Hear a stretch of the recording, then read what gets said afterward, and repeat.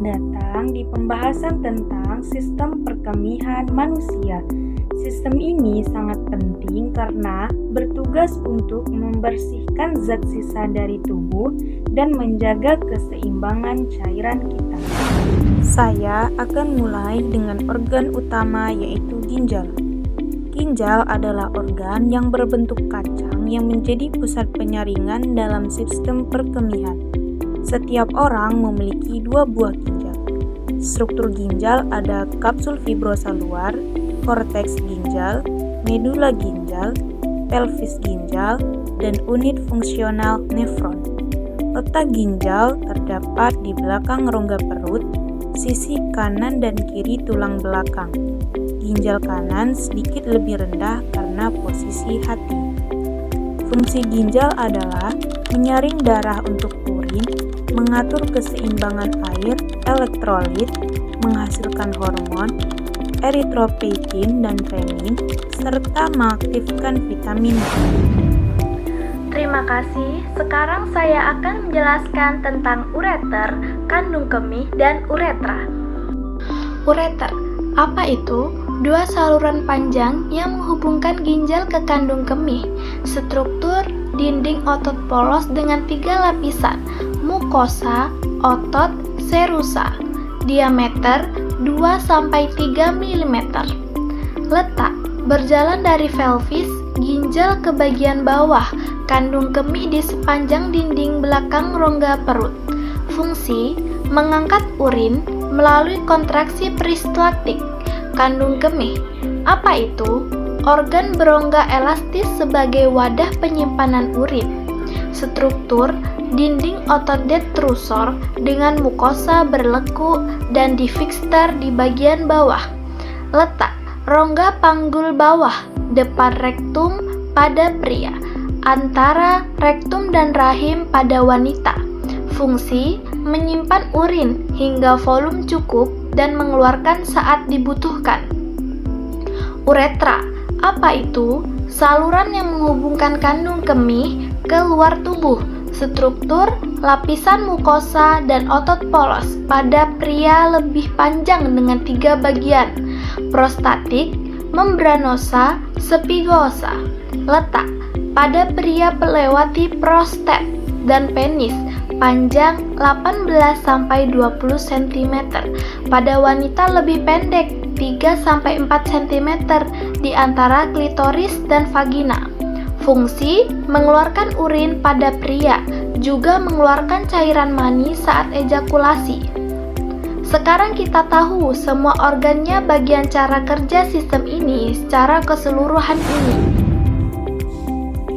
Baik, saya akan menjelaskan cara kerja sistem perkemihan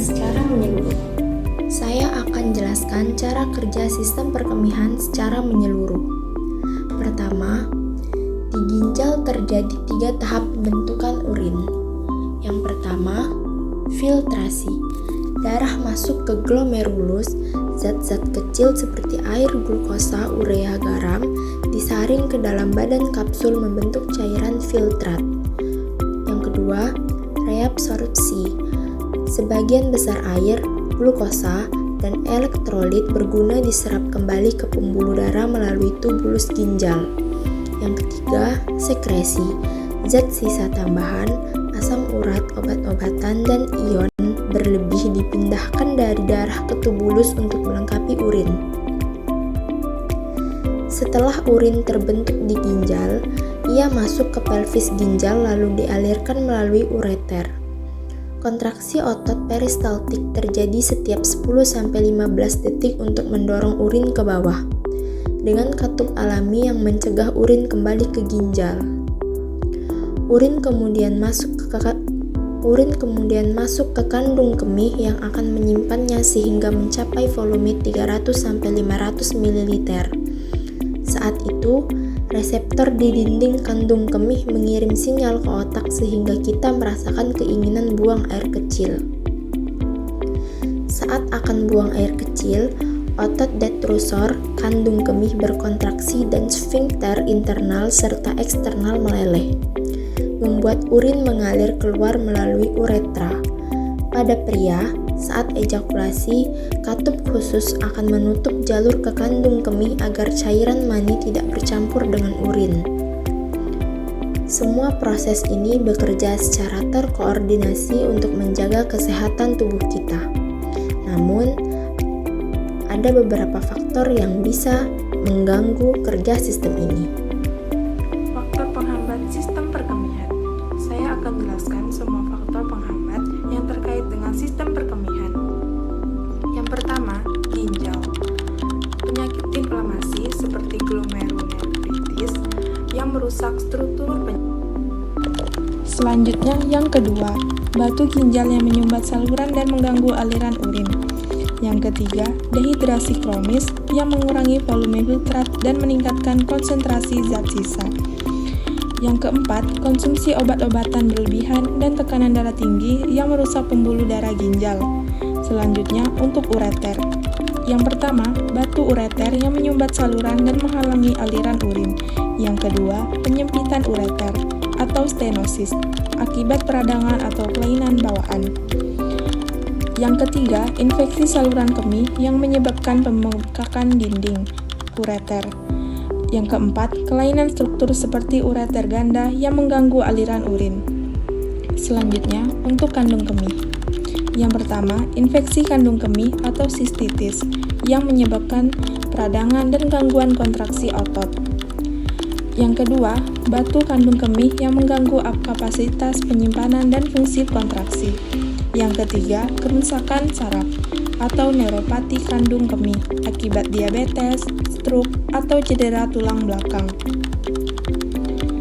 Yang keempat, tekanan dari kelebihan berat badan atau organ sekitar yang menghambat ekspansi kandung kemih.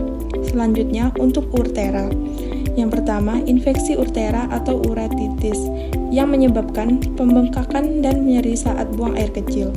Yang kedua, penyempitan urtera atau stenosis akibat cedera atau infeksi berulang. Yang ketiga, batu yang tersangkut di saluran urtera dan menghalangi aliran urin. Yang keempat, pada pria, pembesaran prostat yang menekan bagian awal urtera dan menyulitkan aliran urin. Selain itu, faktor umum seperti kurang minum air, kebersihan area kemaluan yang buruk, dan pola makan tinggi garam juga bisa menjadi faktor risiko yang mengganggu sistem perkemihan secara keseluruhan.